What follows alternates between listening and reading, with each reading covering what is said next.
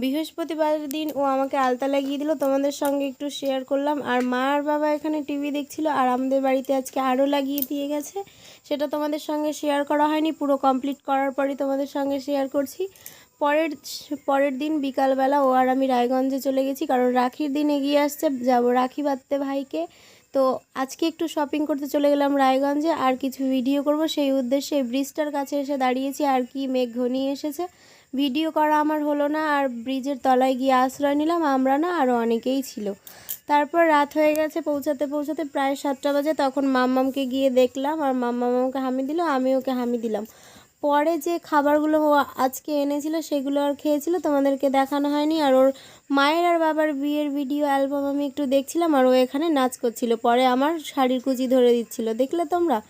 আর এখন রায়গঞ্জ থেকে রাখি কিনে বাড়ি যাই, দেখা হবে নেক্সট ভিডিওতে। Please subscribe my